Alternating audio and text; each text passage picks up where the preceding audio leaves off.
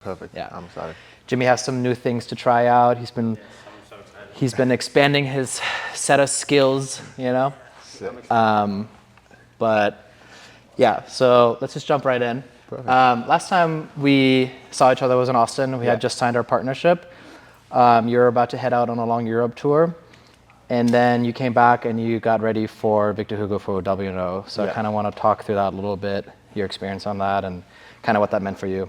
Yeah, so I mean, I kind of got the offer for the Hugo match like right at the end of the Euro tour. Yeah.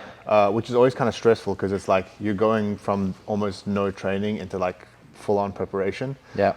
And it was actually almost exactly the same as when I fought Kainan. It was like right at the end of a long vacation. They were like, "Hey, you have 6 weeks. Do you want Kainan?" I wasn't even in the US yet. It's almost like they're waiting for you. I know.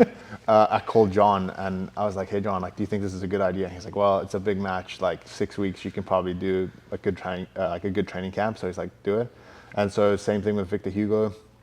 I called John and I was like, "John, it's a big opportunity. What do you think?" And he's like, "Let's do it." So we got back and kind of almost immediately just jumped into training. Thankfully, while I was in Europe, I was already like kind of thinking, I don't know, I'm sure you heard me speaking about during the lead up to the fight with Victor Hugo, I lost quite a bit of weight. I wasn't thinking about this specifically for Victor Hugo, just in general. Sometimes, like when matches tended to go longer, my endurance would suffer, and so I was like, obviously that needs to change. So I want to be able to go full length matches without getting tired. So it was by design. Yeah, exactly. So like that was my thought process. Like obviously, like I spoke to you about last time, like I want to be the best, and if that's the case, I need to be able to look inward and actually decide, like if I'm not doing something correctly, that needs to change so that we can fill up all those gaps. So that was what I was thinking in my mind. And so when I got back, even though I wasn't training, like I was still eating really good, like I was lifting and all that stuff was in place. And then so I started emphasizing more endurance than strength and size in that camp. And I mean, you guys saw it ended up paying off pretty good. Even though I got stuck in a very, very sticky situation in that Hugo match, getting my back taken. Obviously going into that match, I felt really confident that I was better than him pretty much everywhere. And you could tell from the start of the match, even just the hand fighting, I was pretty dominant. And then made a mistake when he picked up a single leg on me. I went to put him in a guillotine, but I should have gone with his head to the other side of my body. So when we ended up landing, he landed outside of both my legs, and then I had to expose my back to get back up. And that put me in that bad position. But that's almost like a testament to yourself to knowing that you are better, because when someone takes you back, usually it's pretty close spot to being done. Yeah, right. For sure.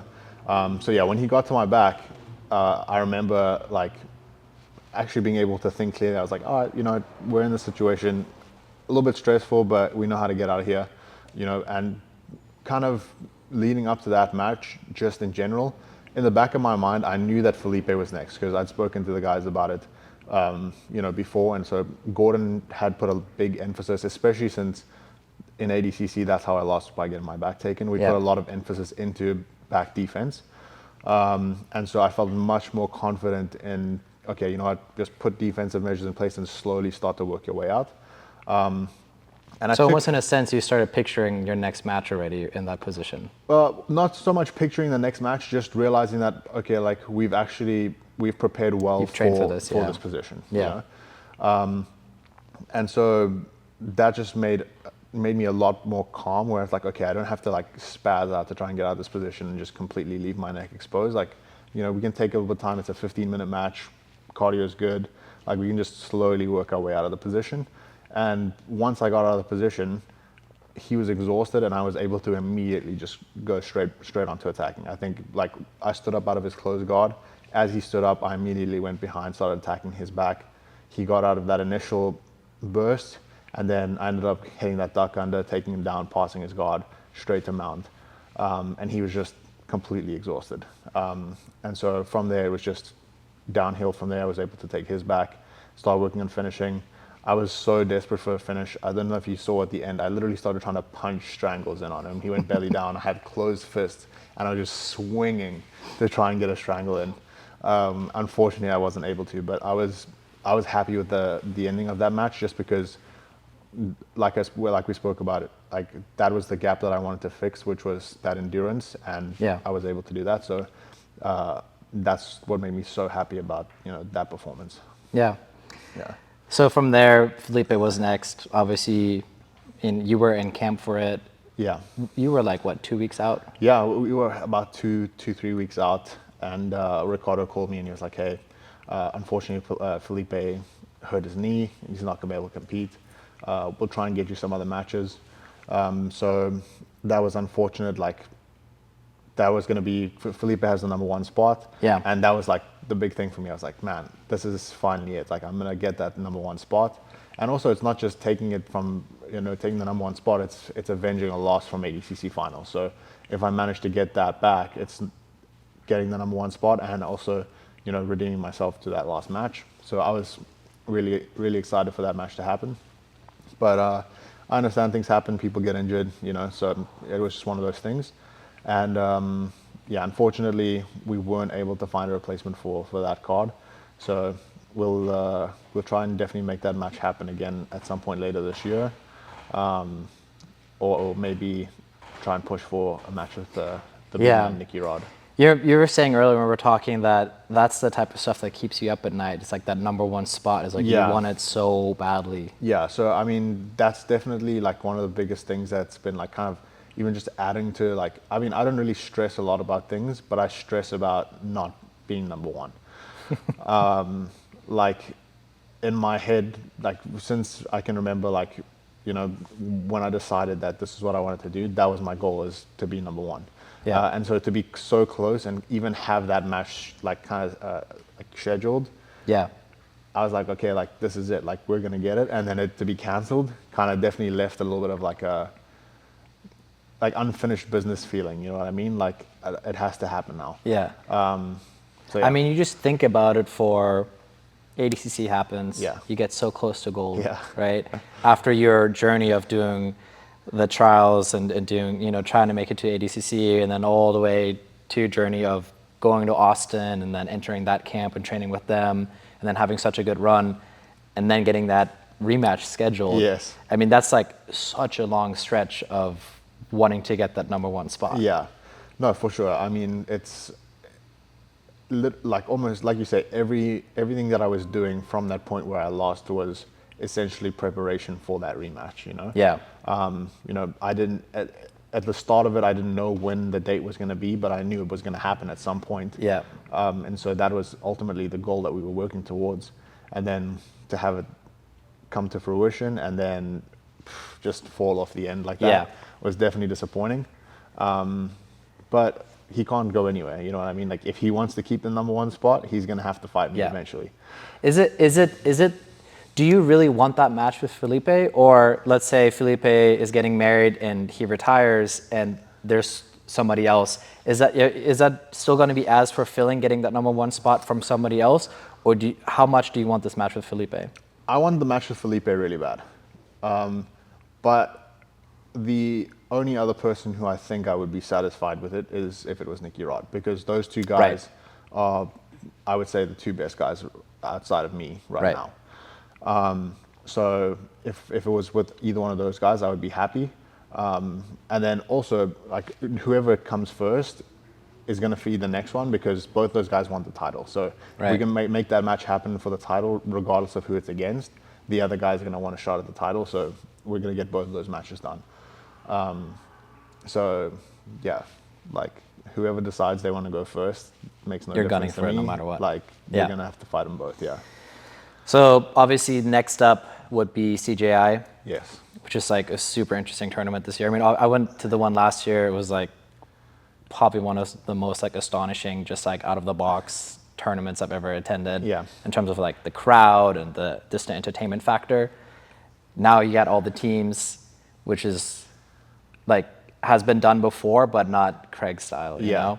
Yeah. No, it's definitely exciting, and I mean also like obviously the last tournament individually was like the most amount of money, but still $1 million split 5 ways is not a bad payday. You know? Yeah. And you guys are coming in as the black sheep. Yeah, for sure. I mean, I think most people probably didn't expect us to even put a team in. You know, like obviously with all of Yeah, but you can't put that tournament on and have the best team without having the best team, right? Yeah, for sure. So I think all our guys are really excited. We've been switching it up, training specifically those rounds. Yeah. Last couple of weeks, and it's like I said, with all the matches, it's so nice to have Gordon helping prepare because he's fought all of these guys before. Yeah. So like, obviously, it's much harder to prepare for a tournament style like this where you don't really know who you're going to be fighting versus a super fight where you study for one guy. So it is slightly different in that aspect. But when you have someone who's competed against all these guys, he can kind of give like a generalization of what is the best strategy to go in with for this kind of tournament, Yeah, and I mean, Hugo joined the B team as a wild card, exactly. right? Or whatever that spot was. Yeah. You can pick somebody else. Exactly. Yeah, I mean, to be honest, like that was interesting to me. I thought it was funny that in the beginning when Craig introduced the idea of this tournament, he's like, he wanted teams of people who actually train together. Yeah. And then as soon as B team didn't have someone to fill the spot, he's like, oh, you guys can, start switching, which is okay. Like, it makes no difference to me. Victor's, we already beat him, so we'll beat him again. But yeah, I just thought that was interesting. I think it would definitely be, at least for the teams participating, more interesting, and also like you get more out of it if you were actually fighting teams of people who compete together, because then you really have the we are the best team, Whereas when you have these like wild cards coming in, of course most of the guys are still from the same team, but you're still having that outside input where it's kind of like like maybe this guy dropped the ball, he's not from our team, like. I guess the only difference that it would make is that Six Blades wouldn't necessarily like bring an entire team of their own. Yeah, for to sure. It, Yeah, for sure. That's where I would be like, okay, like you have one Misfits team, you know what I mean? Put them in the Misfits team. But I think it's going to be interesting either way. I mean, so help me understand. It's sort of like you guys pick one from your team, right? And then the team gets to pick somebody else that matches up. I believe so. I think both teams just don't know who's coming out. So like you said, we'll select. Oh, that's right. And then just randomly you come out, and then you kind of can decide who's going to come out. And it's pretty much quintet style, like the old quintet. Yeah. I mean, how do you feel about having somebody come out that's much smaller than you? I mean, just from my own personal take, like whenever I have a easier time training with people that are my size or bigger than me. Yes, normally whenever they get it is. smaller, they're just they're jumping around. Yeah, you definitely have to change the approach, and also like you said, you have to tighten things up, because the way you normally do things on someone your own size or slightly bigger, they're gonna fit out of like there's space when you do that to someone who's much smaller than you. So I think when you're fighting smaller people, the idea is to shut down their movement. Like if you can get on top and stop them from being able to move, control. then it's going to be hard for them. But if you can let them move around, then you have some issues. Yeah. But I mean, I think it'd be cool. I mean, my goal is if I go out there to take out a whole team, you know what I mean? That would be so sick. I mean, look at how Gordon did it in the old quintet. You just stay in one guy and you take out Margot the whole team. Cicerelli just did it, right? Yeah. Like she just. Yeah, exactly right. So I mean, bring them all out. You know what I mean? It's a really exciting tournament. Obviously, we said like maybe potentially something in October. Yeah. We said that you want, like when we talked earlier, you said you wish you could be busier. Yeah, I definitely I would love to be active. Like, I think ideally, like at least competing every 2 months. I mean, if I was able to compete every month, I would do it. Yeah. But I think realistically, just it's not really, you're not able to get matches like that every single month, especially when you start to get to like that high level, and it's just I think just the orbit of like people in your division of the bigger guys, it's not that big right now, because a lot of them are like, I don't want to mention any names, but a lot of them are on their way out, retiring. If they've been on the scene for a long time. And I mean, you're 24, 25 years old, right? Like So I agree, and I think a lot of guys also like starting to transition into like MMA, stuff like that. Where it's that seems like the retirement plan. Like European soccer players come to the U.S. to play, and the jiu-jitsu guys go to like MMA. fight MMA. Yeah, I know, and tarnish their whole legacy. But yeah, I mean, it's unfortunately that's just the way that it is. But I will say though, I think that the fortunate thing is in the bigger divisions, like rematches are a little bit more exciting than in smaller divisions, because I feel like there's always like some kind of dramatic thing that happens in a match with like a big person. Like even the match with Victor and I was like, oh, you know, people will still say, oh, like, you know, Victor almost had you, you know what I mean? Like he'll get you next time. So But that's people the are game. always kind of Somebody always in, has somebody almost, and then yeah, you know tides exactly, change. exactly, you know. So, but the nice thing about that is that like people are always interested in seeing a rematch, because like, oh yeah, he'll beat you next time. Like, okay, let's make it happen again. Bring it on, yeah. You know. So yeah. Yeah, I mean, the only bummer currently I feel like is this whole like league stuff, you know, the UFC, and one is fairly like friendly with letting people compete, Yeah. you know, but the UFC is interesting, the whole grappling division. Yeah, yeah. Like we spoke about. In my opinion, I mean, I think it's a good idea if you can produce quality matches and quantity, like At a good consistent rate. Yeah, exactly right. So, if I sign an exclusive contract with anybody, I want to be able to compete 8 times a year, and you know, to be able to make a living. If I'm only competing twice a year and I can't compete anywhere else, like I'm working at McDonald's at night. You know what I mean? Yeah. So like, if you wanted me to sign exclusively, like you need to be able to provide me with enough matches where I'm getting paid enough to actually support myself throughout the year. Yeah. Where I can't compete anywhere else. Yeah. And I just don't think we're at that place yet. No. How inspiring is it for you to see somebody like Adele, who's you know, a fellow Commonwealth Yeah. grappler, but coming out of, you know, a place like, obviously grappling in Australia has exploded, you Yeah. know, it's massive, but she's been on the scene forever. Like the amount of times I've seen her at Worlds competing in the gi, you know, Yeah. getting into no gi. But how inspiring is it seeing somebody like that coming out of a place that's not as prominent as Brazil or, you know, the US Yeah. here, and seeing them do so well, especially going double gold. Yeah, I think it's awesome, you know, and I think it's like just a testament to like mental will and like hard work, because you can be like you said, she's been around for a long time. A lot of people didn't know who she was until finally everything clicked. You know what I mean? And a lot of people are in that position where they're just almost there and they end up giving up. And it's just that 1% of people who are like, you know what, I'm just gonna keep going until I make it because I want this. You know what I mean? And I think it's like you said, it's pretty inspiring that, you know, she's been able to do that. And I think she's, you know, shown a lot of people that, hey, like it might take you a long time, but Right. if this is something that you want to pursue and like this is important to you, you have to keep working until it happens. You know what I mean? And I think a lot of people don't have that kind of drive and like mental strength, you know, these days. Yeah, I mean, we talked about this last time, but like your run at the trials and like you got to the point where you talked to your dad on the phone. Yeah. You were somewhere in Europe, right? And Yeah. you were like calling quits. Yeah. You're like, I think I'm done. Yeah, that I was like, I don't like this at home. Like I put in all the work that I possibly can, and Yeah. I still can't win. And it's hard to measure yourself in your home turf, being like your best local Yeah. champion, Yeah, exactly. and then going overseas competing. But in that moment where you were like, I think I might quit, your dad was like, go to the US, like Yeah. go do it. And you didn't even go home. You didn't pack a new bag. I You didn't just do anything. flew right yeah, over. Yeah, so I was like, exactly. I was with my dad, and we phoned my mom, and my mom. That's right. My mom was like, if you actually want this, you have to go to America. Like, Yeah. you have to do it. And like I said to you in that interview, like I didn't want to go. I was like, no, Yeah. like, you know, I just want to come home.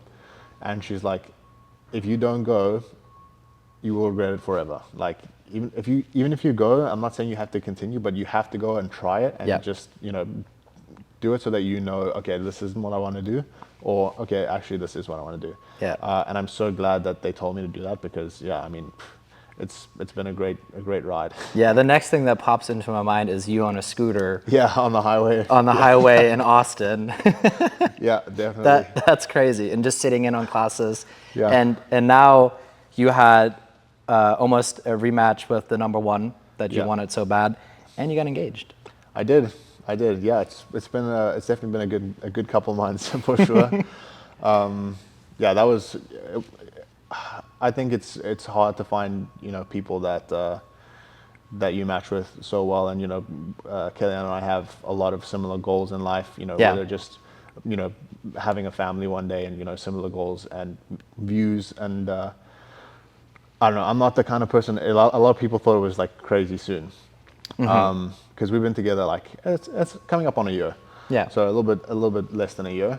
But I was like, I'm not the kind of person who's going to date someone for 5 years and get engaged for another 3 and then get married. I was like, you know what? If I'm gonna don't do my get mistake. engaged, if I'm gonna get engaged, we're gonna do it now, and we're just gonna get married, and and I think it's gonna work out well. Yeah. And I think you just have to decide to make that commitment, and once you make that decision, I think it becomes a lot easier. I mean, it's just like the commitment you have shown in any of the things you've started, whether it's coming over here, whether it's chasing the #1 spot, whether it's like joining one of the best teams in the world. Yeah.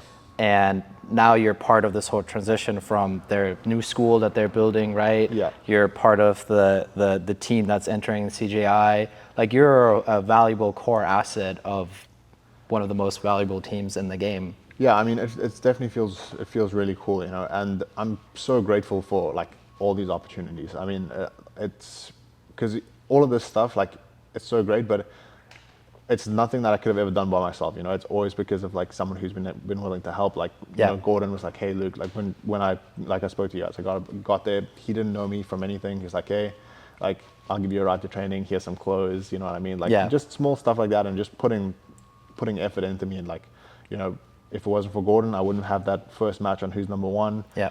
So just like having the input of all these people around me to actually be able to get to this position, I feel like incredibly blessed, and not to have you guys behind me as a sponsor, the best in the game, dude, I'm set up. Yeah, you're set. Yeah, you've had a good year. Cool. Well, there was a couple other random questions I wanted to ask you. Yeah. One of them is, do you have a Mount Rushmore of grapplers, whether it's gi or no gi? You don't necessarily, like, I mean, you can put Gordon on there, of course, but like, you as a kid watching maybe ADCC or like old, Worlds footage, like who were you looking at? Who was inspiring you to like even get this deep into the game before? So growing up, I would say my favorite, I think largely because of my dad, was Marcelo Garcia. Okay. So growing up, my dad used to, like, before digital instructions were a thing, my dad had like the DVD book with all of Marcelo's like Omoplata series and stuff. Wow. And so we used to watch those together as a kid. So I would say he's probably going to be like #1. Yeah. And then Hodger Gracie has to be on there. He's got to be in there. Yeah, he's got to be. Besides Gordon, like I want to say he's the best of all time. Yeah. I mean, just watching Hodger, I was fortunate enough to go to Metamoris 1 when Hodger and Buchecha fought. And then getting to watch it again years later, and I think the second time around, he made it look even easier. I mean, that was like, I don't know, the match was 4 or 5, it was under 10 minutes, right? Yeah. And he got him in this crazy like back triangle take, and it's just watching him do that to somebody like Buchecha is insane. Yeah, and also just his ability to come back from adversity also was crazy. Like, there was a lot of matches where Hodger was put in a bad way in the beginning of the match and was able to fight his way back and win dominantly, Yeah.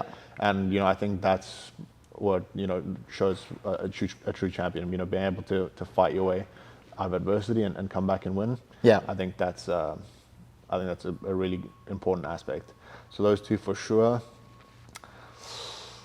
2 more. I think if we're going gi, we have to put Mr. Marigali in there. Yeah, okay. We have to, just for the gi. Yeah. I think, arguably, like, the bad boy of the gi. He has to be on there. If Nicholas never wanted to do no gi, I think he would have been unstoppable in the gi for as long as he wanted to be, Yeah. But I mean, even the little bit of no-gi that we saw of him was flawless. Absolutely. Yeah. Unfortunate injury with the shoulder. I mean, he's starting to recover. But yeah, I mean, just his mentality and his technical prowess as well is just something. I remember watching him incredible. At blue belt, at purple belt, at brown belt, and then at black belt. And I don't think his energy ever changed. No. It was always a little manic, always a little like out there, but it was always fun to watch. Yeah. And I think that kind of, he had that little bit of flair that people were looking for. You know, he made that the gi a little bit more exciting than it normally is. Yeah. You know, kind of like the way Gordon is in no gi, you know. Right. And I mean, I myself am not like that personally. I'm not the guy who likes to talk a lot of trash online. Although you did show some good emotion after the Victor Hugo match. I did. That was Yeah. that was a little bit of built up energy. That was a good inside me, rush. you know, but still nothing crazy that Right. You know. And honestly, I felt pretty bad after that. Like I phoned my mom. I was like, I shouldn't have done that. But yeah. So Nicholas has to be on there, and then another guy. Maybe not like best of all time, but a guy who I really like to watch, who's not from the team, is Dante Leon. Dante. I love to watch Dante compete. He always has a great energy. Like he always goes after it, and I mean he's still probably going to be in the game for a long time. So Yeah. I'm sure he'll do some more damage. Yeah. But he's incredibly strong. Bro. I trained with him because we were on the same AIGA team. Yeah. The first time around. Yeah. And training with him, like, dude, I think he's stronger than me. Like, it's crazy. I think I'm stronger than you. So. You probably are, honestly. But yeah, I mean, Dante is just a cool guy, great competitor, and yeah, his technique is also top notch. So I will throw Dante on there. Speaking of AIGA, how is AIGA? Like, how is it going out there, like getting picked up, the whole experience? Because I've heard some interesting stories about it. Yeah, I mean, I don't want to like say too much on camera just in case I get like killed or something, you know. No, I mean, I had a good experience. Yeah. To be honest, like the first time wasn't terrible. I would not. I don't think I would go back. To be honest with you. I'm convinced that I got food poison, like someone poisoned my food. Oh, really? Yeah. And this was kind of confirmed for me after this last trip because Gabriel Souza got sick the exact same way I did, had to go to hospital, and Oliver Taza also got sick. So, and I told Taza before he went because they were trying to pressure me into going again. And I was supposed to go, and there were some things going on I couldn't do, and I really didn't want to. Yeah. And I told Taza, I was like, bro, just be careful what you eat. Like, I got really sick. And he's like, oh, dude, don't worry. Like, I'll cook my own food. And he came back, he's like, Luke, I should have listened to you.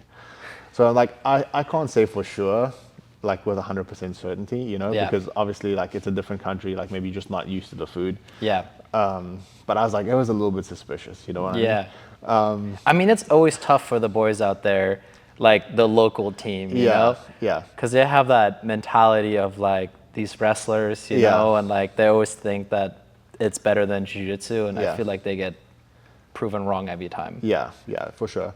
But other than that, like the guys who hosted the event were all crazy friendly. Like the guy who runs it, Tulligan, he was so hospitable. Like they took us around, like pretty much did whatever we wanted to do.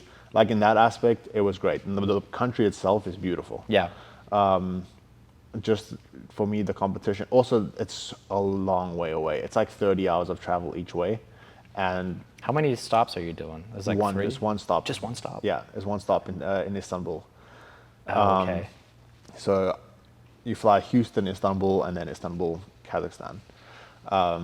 And I think it's like an 8-hour layover in Istanbul or something like that. Oh, is that where the guys go to get their hair done then? Yeah. I don't want to name any names here.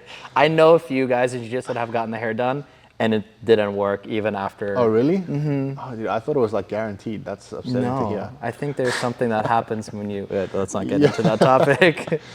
But yeah, I mean, so like in terms of that aspect, it was good, but just not my favorite competition to do for sure. Yeah. So based on CJI, based on potentially like getting busy in October or so, I feel like this time around next year we could be looking at the pound for pound #1 spot for yourself in your division. I think so, and hopefully we have the heavyweight belt as well. That'll be ideal. Yeah. And I want to keep it going from there. You know, I want to be able to take over where Gordon left off and go further. That's what you mentioned last time. Yeah. So like, I mean, he's at the spot now where he's, you know, he relinquished the #1 spot because he was like, okay, Luke, you have the opportunity to go and get this. And I want to make sure that he didn't do that for nothing. You know what I mean? Like for him and also for me, because that's what I've been working so hard for. So I want to keep the legacy of New Wave going or Kingsway now. Or just to Kingsway, start it that's off, right. you know, start Kingsway off with a title, you know? Yeah, sweet. That's the goal. Yeah, well, I can't wait to watch CJI and hopefully something in October too, and hope to see you as busy as possible for the remainder of the year, because I know that's what you want, and you know. Yes, sir. Yeah, thank you. No, I'm excited. Hopefully everything goes smoothly. And we still have a rash guard that we even haven't been able to. I know. I was so excited to wear that, and Felipe. That just rash guard ruined has it. been quite through a journey. It's been through a lot. Yeah, it bumped around all over Europe. I know. And then all the way to you. It was literally. I think it was like a day behind each stop that we did in Europe. I know. It was chasing, and then it disappeared for a minute, Yeah. and I was like, "Where did a box of 100 rash guards go?" Yeah, but we have it now. We'll start once we get the title. We'll do the title match in that for sure, and then they'll be all over. Yeah. Yeah. Yeah. Cool. Well, that's all I got for now. Awesome.